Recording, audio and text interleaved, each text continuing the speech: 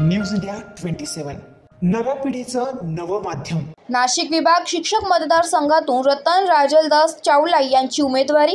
Deolali कॅम्पच्या Shankar education सोसायटीचे सचिव व राष्ट्रवादी काँग्रेस पार्टी शरदचंद्र पवार गटाचे जिल्हा सरचिटणीस रतन राजलदास चावला यांनी नाशिक विभागीय आयुक्तांकडे नाशिक विभाग शिक्षक मतदारसंघातून आपला उमेदवारी अर्ज दाखल केलाय। महाराष्ट्र शासन दरवर्षी नवनवीन प्रयोग करून शिक्षण व्यवस्थेला कमकुवत बनवित आहे। विशेष म्हणजे शासन प्रतिवर्षी शिक्षणासाठी फक्त 8% खर्चाची तरतूद करते, पण प्रत्यक्षात मात्र तेवढाही खर्च केला जात नाही। या संदर्भात शासनाला 10% खर्च करण्यासाठी आपण भाग पाडू। आज विना अनुदानित शाळा व शिक्षकांचा प्रश्न गंभीर बनलेला असल्याने शिक्षकांचे विविध प्रश्न सोडवण्यासाठी आपण उमेदवार करीत असल्याचं रतन चावला यांनी आयोजित पत्रकार परिषदेत माहिती दिली आहे।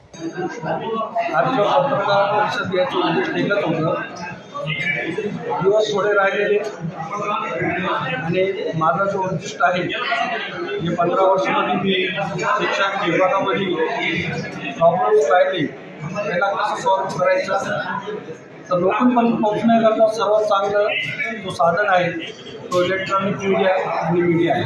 त्याच्यामुळं आधी मी इलेक्ट्रॉनिक मीडियाची पत्रकार परिषद बोलवली, जेणेकरून माझे जे उद्दिष्ट आहे उभं राहण्याचे ते सर्वपणे पोहोचलं पाहिजे।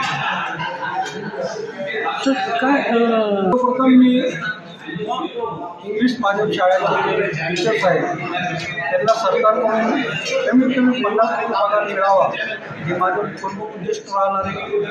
त्याच्यानंतर जे आमचे 4 क्लास आमचे कर्मचारी आहेत त्यांना 10, 20, 30 या नियमावलीप्रमाणे त्यांना त्यांचं पगार वाढ व्हावं हे मी करणार आहे।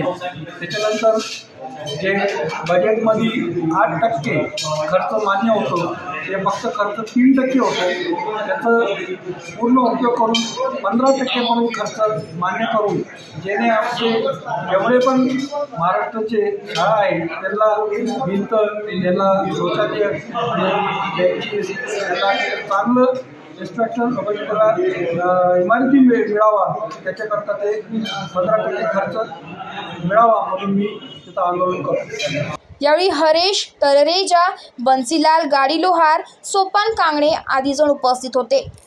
News India 27 Marathi Nashik.